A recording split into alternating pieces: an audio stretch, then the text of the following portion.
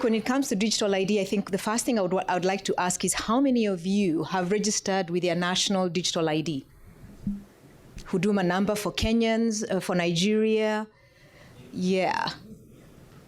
Oh, so yeah, we have so many Kenyans. You did not register for Huduma number. Why not?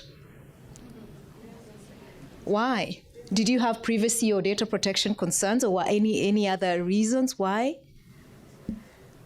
Okay, so we are going to be talking about this specifically, and I think for Linda and I, for the Lawyers Hub and for Mozilla, our specific concern hasn't been so much about the rollout of digital ID in the continent.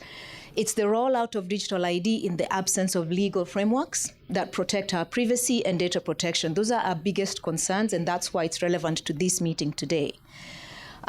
For us, I'm Kenyan, but I live partly in Nairobi and the United States, and we worked for the longest time. And in fact, Mozilla was the first company to raise concerns, especially around the Kenyan one specifically, the Kenyan Digital ID that was ushered in by a miscellaneous act. I think the legal aspect will be covered by Linda here, that had no public participation whatsoever.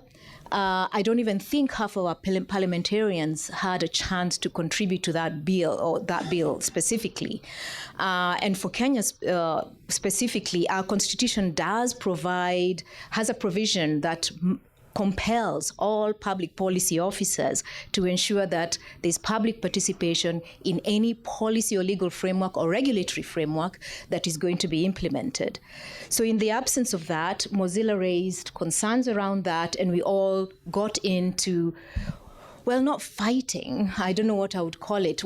It was negotiating with several government officials and other stakeholders, civil society and others, around taking back that provision, rethinking it, and perhaps forcing the government to come up with a policy and data protection bill, or implementing it anyway.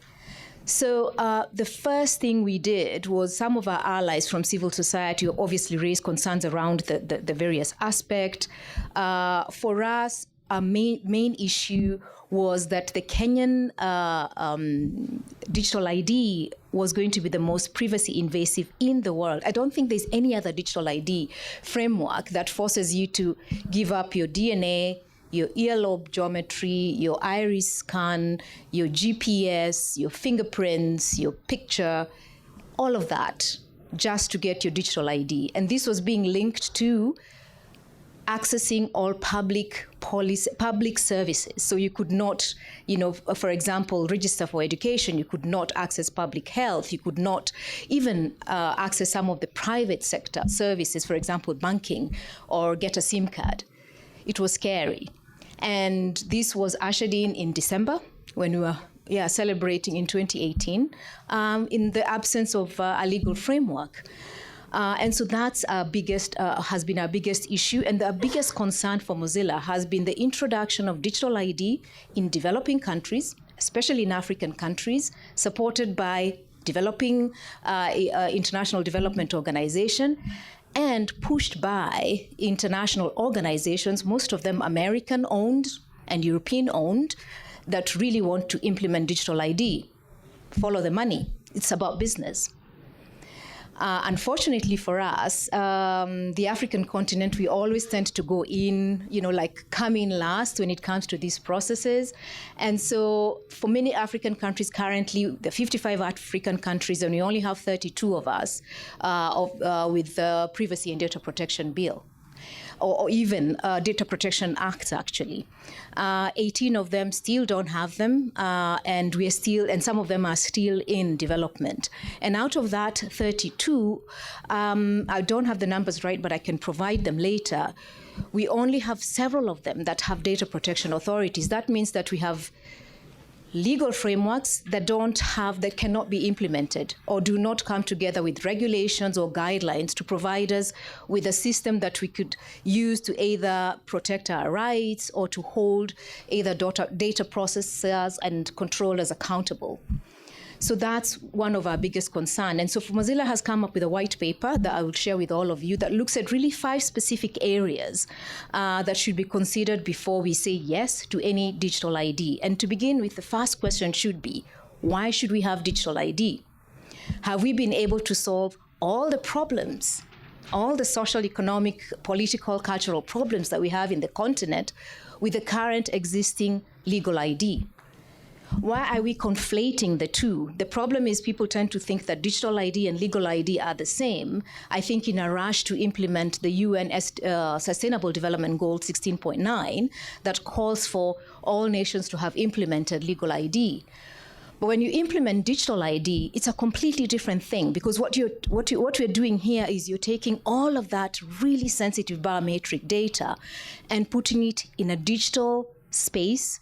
Most of the African countries tend to put it in a centralized database, meaning that if I'm a hacker, I'll be able to access 55 million people's data, very sensitive data, whatever I can do with it. And we saw what you can do with data when you access data illegally with our elections. So imagine that.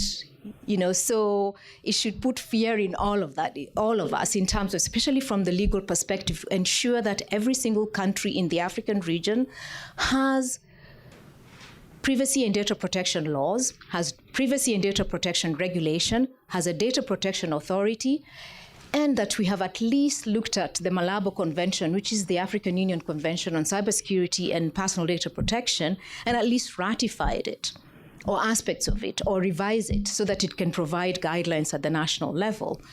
Thank you. I just wanted to briefly introduce that as a topic that we're going to probably discuss further. And I'm going to be also talking about Mozilla's 5, aspects that we're looking at in terms of how we can use openness to look or to review digital ID frameworks. Thank you. Thank you very much. Okay, so she's done a good job. I'm just going to add in that together with Mozilla and Omidia, we came up with a model law on digital ID. So we hope that the discussions will also feed into that so that we can share that for public participation. And we hope that countries can pick up the draft that we will be sharing tomorrow. And 2 is to say that we need to be ready for the digital identity rollout across Africa, and not to see this as a Kenyan issue or a Nigerian or Ghanaian issue, but to see that our governments sort of copy each other. I think Babalola mentioned at the academy that we have a tendency to just copy regulations from another country just because they did it. We just change the country and the name, and the other country also copied it from their colonizer, and so we are all sort of copying each other. So we think it's time is ripe to have such public participation, and I'd want to urge you, please note that the chair you're sitting on, there's about 10 people who really wanted to sit in this room. So we just advise that please don't walk out if you can, so that we use the time that you have on that particular seat wisely and be able to represent, your country, represent your organization, and those voices that will enrich this sort of discussion.